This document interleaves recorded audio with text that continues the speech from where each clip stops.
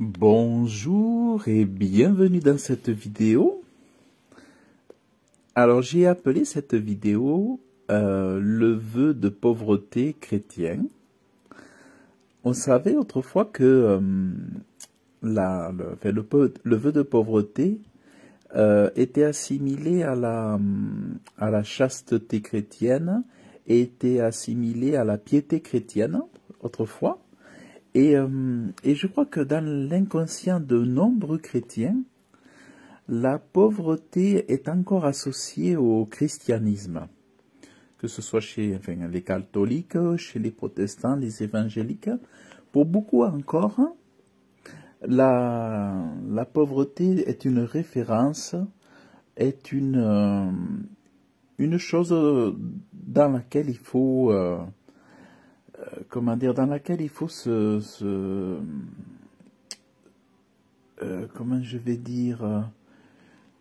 à laquelle il faut s'adapter ou dans laquelle il faut se satisfaire. C'est-à-dire, souvent on confond le contentement chrétien avec avec la frustration. Or, dans la sagesse, Dieu parle justement de deux principes. Il parle de la richesse et il parle de la pauvreté. Et en fait, on voit très bien que la pauvreté est une malédiction, tout comme la grande richesse est une malédiction, ou pourrait être une malédiction, tout dépend du cœur des uns et des autres. Mais on voit qu'il est écrit ceci. « Je te demanderai deux choses, et ne me les refuse pas. Avant que je meure, éloigne de moi la vanité, la parole de mensonge, et ne me donne ni pauvreté ni richesse. » Et donc, ça veut dire que si il est demandé ne me donne ni pauvreté ni richesse, c'est que c'est un réel problème pour l'homme que Dieu a créé, l'homme et la femme. Nourris-moi du pain qui m'est nécessaire, de peur que je ne sois rassasié et que je ne te renie et ne dise qui est l'Éternel. Et de peur que je ne sois appauvri et que je ne dérobe et que je ne parjure le nom de mon Dieu. Donc, la malédiction de la pauvreté, c'est qu'elle peut faire de nous des voleurs, des menteurs, et puis nous amener donc vraiment dans le péché. Et donc c'est là il y a vraiment un appel à l'équilibre, c'est-à-dire ni la pauvreté ni la richesse, mais que chaque jour je puisse avoir le pain nécessaire, les biens nécessaires et entre mes mains de quoi satisfaire aux besoins indispensables. Donc c'est vrai que à l'extrême, la pauvreté est une malédiction.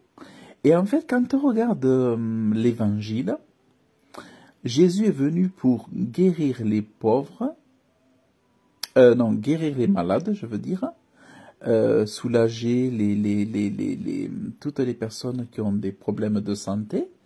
Et à un moment donné, il s'adresse aux pauvres aussi pour les sortir de la pauvreté. C'est pour ça, encore aujourd'hui, nous devrions toujours demander à Dieu, vous voyez, on le retrouve dans Notre Père, donne-moi le pain de ce jour. C'est-à-dire, on ne doit pas se satisfaire de la pauvreté, on ne doit pas, je dirais, se laisser aller, ou dans la paresse, ou dans le sommeil, ou dans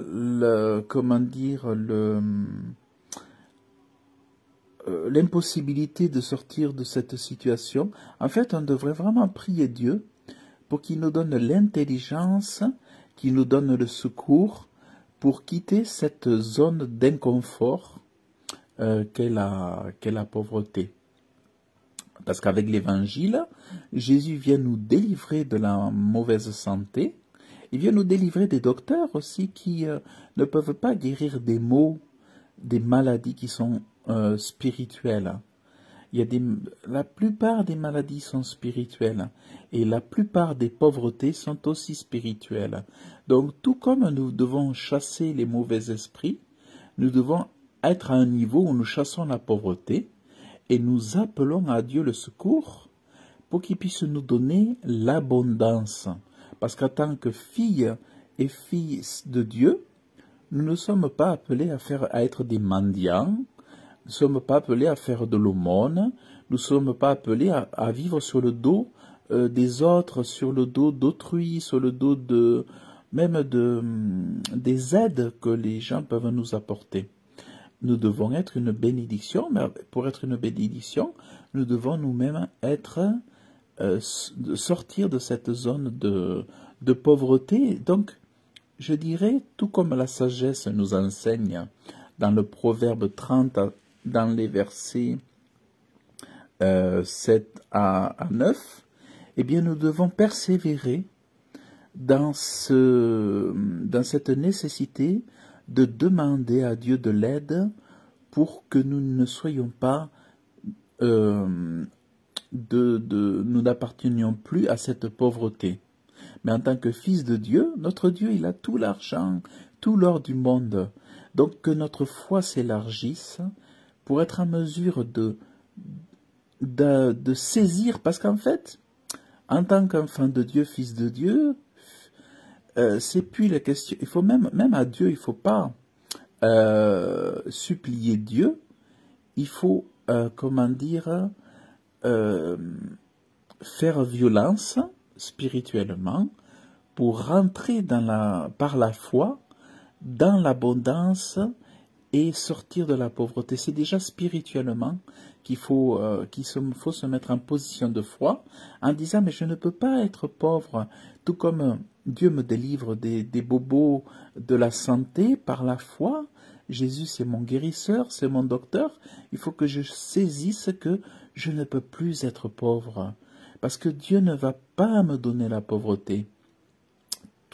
Donc je te prie mon Dieu, sors-moi si je suis dans la pauvreté, donne-moi l'abondance, donne-moi, même si on ne doit pas avoir la grande richesse, mais donne-moi une forme de richesse, une forme d'abondance, la richesse spirituelle, la richesse de caractère, la richesse d'empathie, la richesse de douceur, la richesse d'humanité pour être une bénédiction pour les autres, mais en étant dans l'abondance, vous-même, vous pourrez aussi ensuite aider les autres.